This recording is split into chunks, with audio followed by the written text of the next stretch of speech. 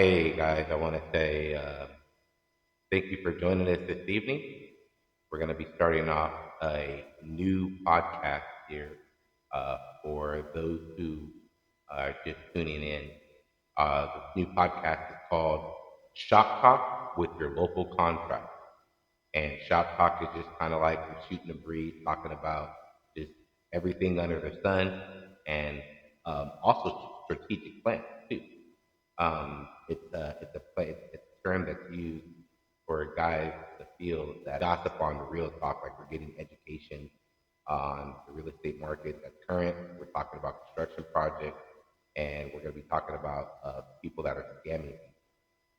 That's huge when you look at social media platforms. You got TikToks that are out there. You have Facebook that are out there, especially Facebook. They're uncensored and they're just getting as many people on there as they can.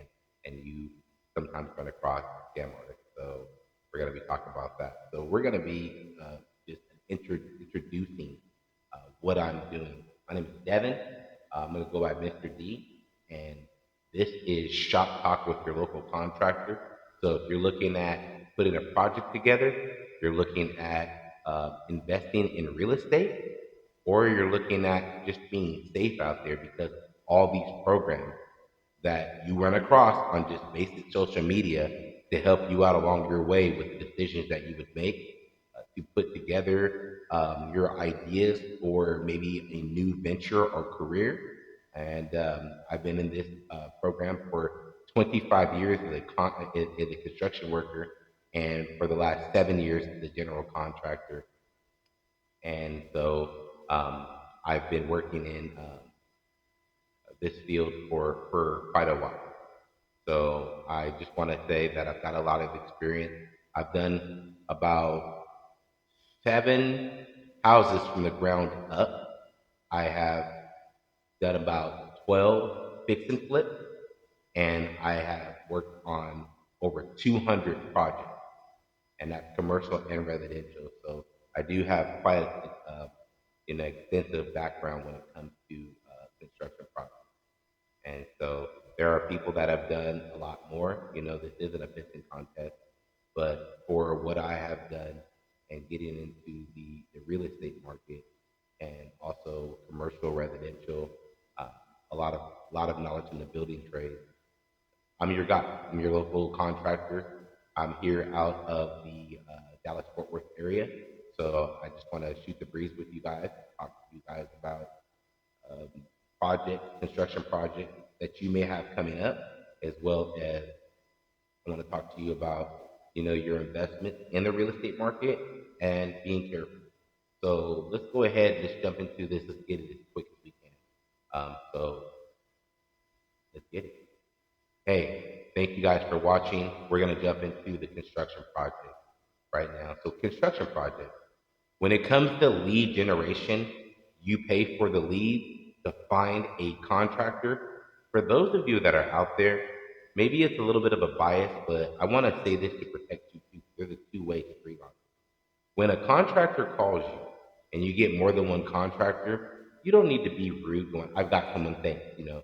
If you are looking for a contractor, chances are, even if you've read up and you've seen their YouTube channels, you've seen some type of portfolio, you look at their website, you don't know that contractor because you were looking for that contractor before you found them.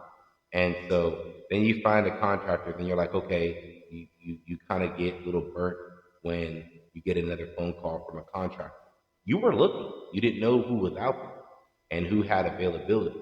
You should welcome contractors to call you. Just let them know, hey, look, you found someone, but hey, whether it's true or not, I am going to be looking to do some other projects, especially if it's true, looking to do some other projects here in the near future. And I also want to just get your information so that I can just call you directly. And then maybe ask them a couple of questions. Now, hey, what's your specialty? How long you've been doing this? And then move on. They'll be happy to give you their information. And then you won't have to pay a lead generation system anymore because you will have found, I'd say, about 5 to 7 different contractors. And that's going to help you out. One, you'll have contractors for referrals. Two, you're going to have contractors so that if a contractor messes up, you're not gonna have to bat an eye. You're just gonna just call another contractor and move on forward. If you got that contractor that was hired and then you're rude to the other contractors, what's gonna happen is you're gonna have no other contractor that's gonna work with you, or you're gonna just get rid of them and you're gonna have to go looking again. It's just best to get information. So some contractors, because I've worked as the general and I've hired contractors to work for me as sub, they tell you everything on pre-dating day, but on the wedding day, when it's actually time to start that contract, their guys are late. They show up 2 hours later. They're not on the ball. It doesn't seem like they really know what they're doing, and their handshake doesn't match their smile. So, like all that stuff they were talking has nothing to do with what they're actually doing. And I wondered why I gave the contract. So sometimes you actually have to do a working interview and say, "Hey, look, this is what I'm really about by the actual action." People can say what he said, but that doesn't mean anything. It goes by the actions, their delivery, and your encounter with them. They're responsible for your encounter and how they treat you. And so if you see that their handshake doesn't match your smile, you might want to call another contract. And so don't even move forward with them. Some people don't have bedside manners. They're not really proper. They're not really professional. And you don't want to feel trapped with those kind of people. So get as many contractors as you can. I would say if you can nowadays with the energy that's out there with people so lackadaisical, it used to say get about 2 to 3. A couple years ago, get about 3 to 5. I'd say get about 7 contractors if you can. And maybe some have skills in other fields that are better than the other, and you may need that contractor because that's the one that can pull the sword out of the stone for you. And so you contact that contractor. But don't get rid of contractors because they're calling you. Don't get frustrated. Just say, hey, look, I've already got a contractor in mind, but I am looking to do some other work. Can you call me back? I won't answer and leave your name, your company, and your phone number. And then I'll put you in my Rolodex because I am looking for some contractors and I appreciate that. They don't have a problem with that. That's free advertising.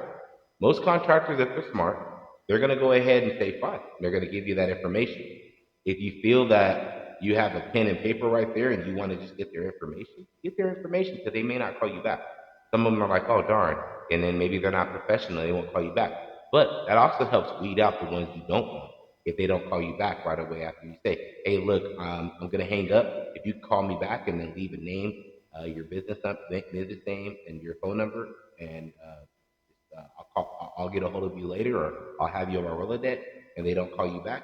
That's one that you weeded out. You don't want that one anyway. That's the guy that won't show up on you. So hiring contractors as a contractor, I'm the general. I'm running a project, and I need various contractors to work with me on my project, doing piecemeal work, or even leading the whole project. Sometimes their guys don't show up. Sometimes they're rude. Sometimes that contractor is not the contractor that I was looking for. And so you don't find that out until you actually are actually working side by side with them. But within a day or two, you can find out if that contractor is someone you want to work with or not. If they're constantly apologizing and saying, hey, look, give me another chance, that contractor needs to go. You need to put less energy into people like that and more energy on people that you don't have to call and chase, people that will go ahead and remind you, and those people help you spin.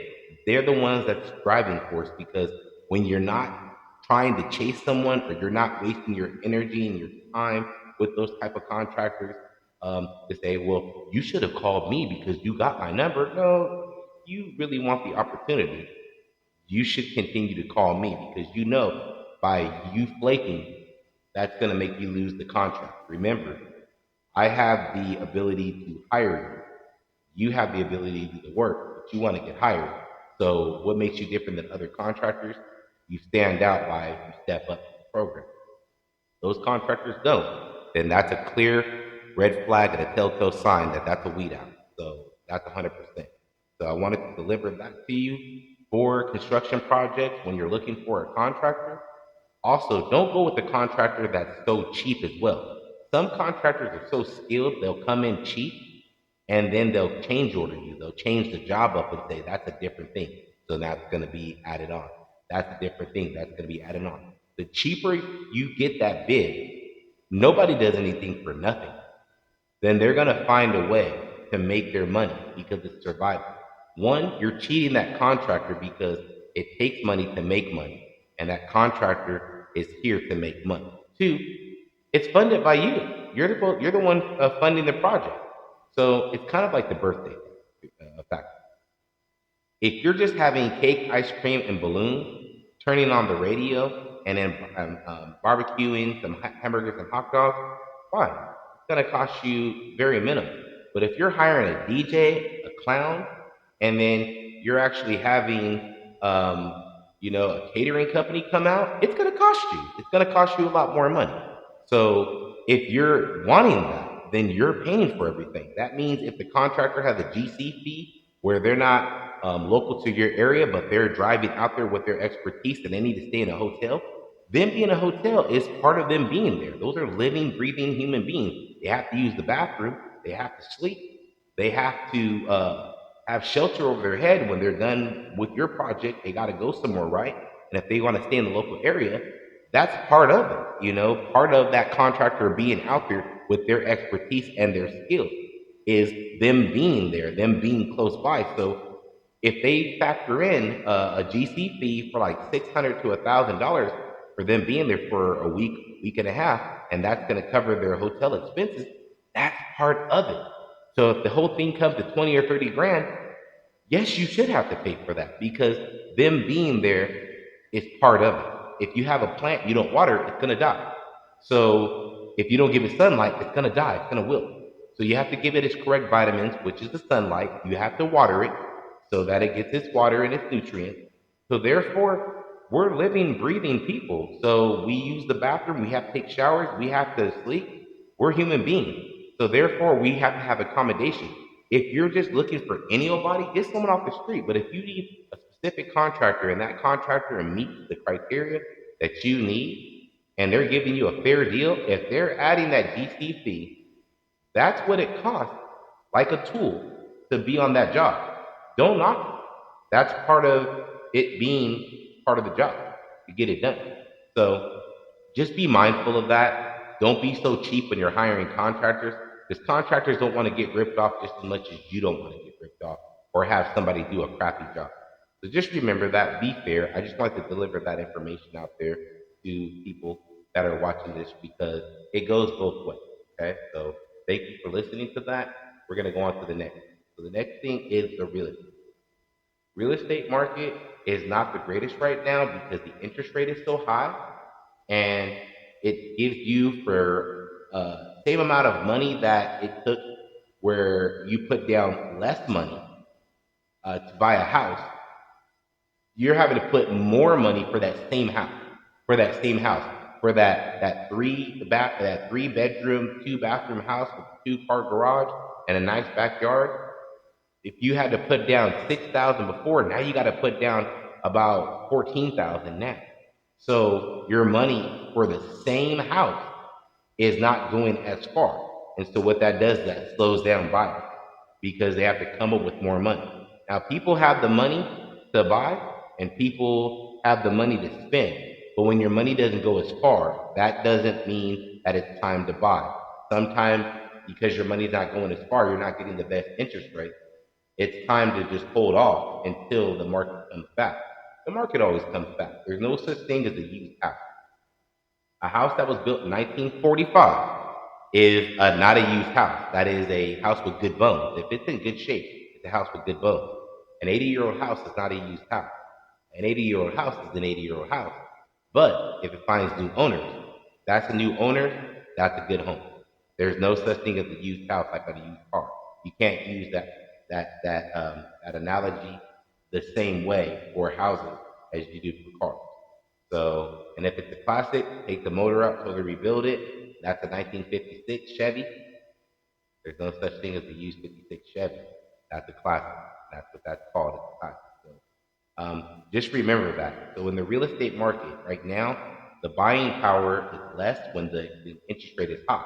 Now, sometimes prices will drop, interest rate is still high, but the price drops. If that is a phenomenal deal, buy it. Buy that house. Why? Because later on, when the market does change, you could always refinance. When you refinance it, then you're going to be paying less. All you got to drop it is 1 point. That's saving you thousands of dollars, or by the whole life of the loan, hundreds of thousands of dollars. So if it's a good deal, then buy the house. And like I said, you could always refinance it later. So just make sure you get what you want. Don't buy anything that you're going to regret. Do your research, do your homework, and as an investor, you should be the sharpest one out there. Why? Because you're watching the latest trends in the market. You're trying to see what the biggest bang for your buck. And when you buy something, you want to be able to buy it for a good price, but then you want it attractive enough where you had to fight for it because you know that people are going to want it when you put it on the market. But also, you want to know that it's worth a lot more when you put it back on the market after renovating it. That's called the ARV, which is the aftermarket repaired value. That is, after you repair it, put it back on the market, then the value goes up. So it's not the same as what you bought it for. You bought it for a good deal, put some money into it, fix it up.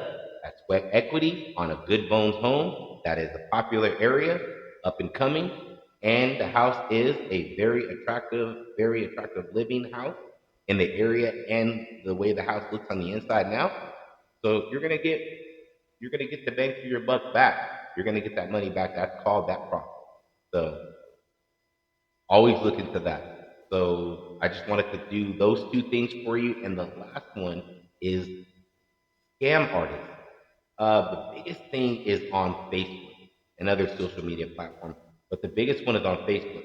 A lot of those people are not gurus. They don't know what they're talking about. Matter of fact, they rehearsed the script before they even got on it, and that is their MO. That's their shark fins out of the water, and they get people that are looking. And people that are looking sometimes walk with a desperate type of energy.